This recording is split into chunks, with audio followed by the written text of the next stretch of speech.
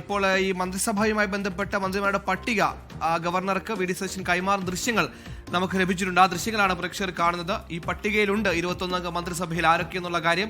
ആ വിവരം വളരെ വേഗത്തിൽ തന്നെ നിയുക്ത മുഖ്യമന്ത്രി വി ഡി സതീശൻ മാധ്യമങ്ങളോട് പ്രഖ്യാപിക്കുമെന്നാണ് നമ്മൾ മനസ്സിലാക്കുന്നത്. എന്തായാലും ആ ദൃശ്യങ്ങളാണ് പ്രേക്ഷകർ കണ്ടത്. നേരത്തെ ദിലീപ് കുമാർ പറഞ്ഞതുപോലെ തന്നെ അനുഭവ സമ്പത്തുള്ളവരും പുതുമുഖങ്ങളും അങ്ങനെ എല്ലാം കൊണ്ടും നിറഞ്ഞ വളരെ വൈവിധ്യമുള്ള വളരെ വ്യത്യസ്തമായ ഒരു മന്ത്രിസഭ കൂടിയാണ്. എന്തായാലും ഒരു മികച്ച ക്യാബിനറ്റ് ഉണ്ടാകുമെന്ന പ്രതീക്ഷ എല്ലാവർക്കും തോന്നിപ്പിക്കുന്ന രീതിയിലൊരു ക്യാബിനറ്റ് ഇപ്പോൾ പ്രഖ്യാപനം വളരെ വേഗത്തിൽ ഉണ്ടാകും. ദിലീപ്, അതിനിടെ ഇപ്പോൾ വരുന്ന പ്രധാനപ്പെട്ട വാർത്ത നമ്മൾ നേരത്തെ പറഞ്ഞത് വീണ്ടും മാറി മറിയുകയാണ് എന്നതാണ്. IC ബാലകൃഷ്ണൻ മന്ത്രിസഭയിൽ ഉണ്ടാകുമോ എന്നതിലൊരു സംശയമുണ്ട്.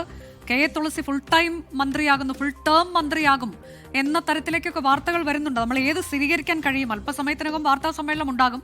എങ്കിലും അതിനു മുൻപ് നമുക്ക് സ്ഥിരീകരിച്ച് എങ്ങനെ നൽകാൻ കഴിയും?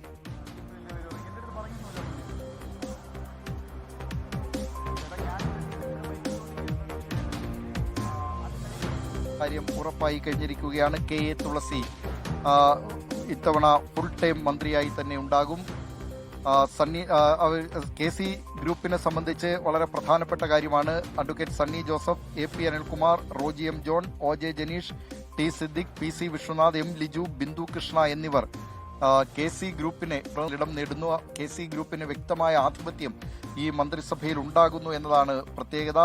ഈ മന്ത്രിസഭയിൽ 2 വനിതാ മന്ത്രിമാർ, കഴിഞ്ഞ തവണത്തേതുപോലെ ഇത്തവണയും 2 വനിതാ മന്ത്രിമാർ. കഴിഞ്ഞ പിണറായി സർക്കാരിന് 2 വനിതാ മന്ത്രിമാരാണ് ഉണ്ടായിരുന്നത്, വീണ ജോർജും R ബിന്ദുവും. ഇത്തവണ ഇതാ 2 വനിതാ മന്ത്രിമാർ ഈ ക്യാബിനറ്റിലും ഉണ്ടാകും എന്ന കാര്യം വ്യക്തമായിരിക്കുകയാണ്. KA തുളസിയും ബിന്ദു കൃഷ്ണയുമാണ് മന്ത്രിമാർ. അക്കാര്യത്തിലും ഇപ്പോൾ തീരുമാനമായിരിക്കുകയാണ്. ദിലീപ് കുമാർ, ഇപ്പോൾ ഈ IC ബാലകൃഷ്ണൻ ഇല്ല, അൻവർ സാദത്ത് ഇല്ല, അങ്ങനെയെങ്കിൽ രമേശ് ചെന്നിത്തലയുടെ പ്രതിഷേധം അതൊക്കെ ഉണ്ടാകും. അദ്ദേഹം സമ്മർദ്ദം ചെലുത്തിയിരുന്നത് ഇവർക്കൊക്കെ വേണ്ടിയായിരുന്നല്ലോ. ആ 2 പേരും ഇല്ല എന്ന് പറയുമ്പോൾ എങ്ങനെയാകും അദ്ദേഹത്തിന്റെ മുന്നോട്ടുള്ള നീക്കങ്ങൾ? അത്തരമൊക്കെ പ്രധാനമാകുമോ അതെല്ലാം? അതിലിനി ഏതായാലും രമേശ് ചെന്നിത്തലയുടെ പ്രതികരണം അറിയാനിരിക്കുന്നതേ ഉള്ളൂ. ഏതായാലും ഈ മന്ത്രിസഭയിലേക്ക് രമേശ് ചെന്നിത്തല ഉണ്ടാകും എന്ന കാര്യം ഉറപ്പായി കഴിഞ്ഞിരിക്കുകയാണ്. ഈ മന്ത്രിമാരെ ഉൾപ്പെടുത്തുന്നത് സംബന്ധിച്ചൊക്കെ രമേശ് ചെന്നിത്തലയുമായും കൂടിയാലോചനകൾ നേരത്തെ പല തലങ്ങളിൽ നടന്നിട്ടുണ്ടാവും. പക്ഷേ രമേശ് ചെന്നിത്തല ഈ 2 പേർക്ക് വേണ്ടിയും അവസാന സമയം വരെ ശക്തമായി വാദിച്ചു. അൻവർ സാദത്തും IC ബാലകൃഷ്ണനും മന്ത്രിസഭയിൽ ഉണ്ടാകണം എന്നായിരുന്നു അദ്ദേഹത്തിന്റെ ആഗ്രഹം. പക്ഷേ പല ഘടകങ്ങൾ പരിഗണിച്ചാണ് ഇതിലിപ്പോൾ T സിദ്ദിഖിന്റെ കാര്യത്തിൽ ഹൈക്കമാൻഡിന് കൂടി പ്രത്യേക താല്പര്യം ഉണ്ടായിരുന്നു എന്ന് വേണം മനസ്സിലാക്കാൻ. AK ആന്റണി ഇടപെട്ടതോടുകൂടി ആ നിലയിലേക്ക് T സിദ്ദിഖിന്റെ മന്ത്രിസ്ഥാനം മാറി. അപ്പോൾ സ്വാഭാവികമായും അതിൽ അൻവർ സാദത്ത് ആ മന്ത്രിസഭയിൽ ഉൾപ്പെടാൻ കഴിയാത്ത വിധത്തിലേക്ക് അതിന്റെ സാമുദായിക സമവാക്യങ്ങൾ കോൺഗ്രസിനെ സംബന്ധിച്ച് വളരെ പ്രധാനപ്പെട്ട കാര്യം, അത് ഒരുപക്ഷെ അതിലേക്ക് എത്തിച്ചു എന്ന് വേണം ഇതിൽ നിന്ന് മനസ്സിലാക്കാൻ. IC ബാലകൃഷ്ണന്റെ കാര്യത്തിൽ ഇപ്പോൾ പട്ടികജാതി വിഭാഗത്തിൽ നിന്ന് ഈ പറയുന്നതൊന്നും യഥാർത്ഥത്തിൽ ഈ നേതാക്കൾക്ക്, ജനനേതാക്കൾക്ക് അവരുടെ ജാതിയോ മതമോ സമുദായമോ ഒന്നും ബാധകമാക്കേണ്ട കാര്യമില്ല. അത് കോൺഗ്രസ് നേതൃത്വത്തിനും അറിയാം. പക്ഷേ അവർ മന്ത്രിമാരെ നിശ്ചയിക്കുമ്പോൾ ഇതൊക്കെ ഒരു ഘടകമായി പരിഗണിക്കാറുണ്ട്. അതുകൊണ്ട് ആണ് ഈ നിലയിൽ ഇപ്പോൾ പട്ടികജാതി വിഭാഗത്തിൽ നിന്നുള്ള 2 പേർ മന്ത്രിമാരാകുന്നു. AP അനിൽകുമാറുണ്ട്, KA തുളസിയുണ്ട്. അതുകൊണ്ട് IC ബാലകൃഷ്ണനെ ഈ മന്ത്രിസഭയിലേക്ക് പരിഗണിക്കാൻ കഴിയില്ല എന്ന നിലപാടിലേക്ക് സംസ്ഥാന കോൺഗ്രസ് നേതൃത്വം എത്തുകയായിരുന്നു എന്ന് വേണം മനസ്സിലാക്കാൻ. അതുകൊണ്ട് IC ബാലകൃഷ്ണനെ ഈ മന്ത്രിസഭയിൽ ഉൾപ്പെടുത്താൻ കഴിഞ്ഞിട്ടില്ല. വനിതാ പ്രാതിനിധ്യവും ഒക്കെ കണക്കിലെടുത്തായിരിക്കണം KA തുളസിയെ കൂടി മന്ത്രിസഭയിൽ ഉൾപ്പെടുത്തണം എന്ന് കോൺഗ്രസ് നേതൃത്വം ആവശ്യപ്പെട്ടിട്ടുള്ളത്.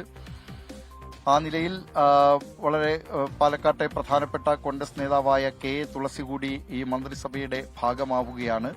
അങ്ങനെ ഒരു യഥാർത്ഥത്തിലൊരു പുതുമുഖങ്ങളും പരിചയസമ്പന്നരും ചേർന്ന ഒരു കരുത്തുറ്റ മന്ത്രിസഭയെന്ന് ഒറ്റ നോട്ടത്തിൽ പറയാവുന്ന വിധത്തിലുള്ള മന്ത്രിപ്പട്ടികയാണിപ്പോൾ ഗവർണർക്ക് കൈമാറിയിട്ടുള്ളത്. ഇനി അവരുടെ പ്രവർത്തനങ്ങൾ വിലയിരുത്തിയാണ് ജനം അത് കരുത്തുറ്റതാണോ അതോ കരുത്ത് അത്രത്തോളം ഉണ്ടോ അതോ കുറഞ്ഞോ കൂടിയോ എന്നൊക്കെ വിലയിരുത്തേണ്ടത്. പക്ഷേ ഏതായാലും ഇപ്പോൾ ഒറ്റ നോട്ടത്തിൽ നോക്കിയാൽ ഒരു സമ്മിശ്ര രീതിയിലുള്ള, അതായത് പരിചയസമ്പന്നരും പുതുമുഖങ്ങളും ഒക്കെ ചേർന്ന യുവാക്കളും ഒക്കെ ചേർന്ന ഒരു മന്ത്രിസഭയ്ക്കാണ് വി ഡി സതീശൻ നേതൃത്വം നൽകാൻ പോകുന്നത്. നാളെ സത്യപ്രതിജ്ഞ ചൊല്ലി അധികാരമേൽക്കാൻ പോകുന്നു.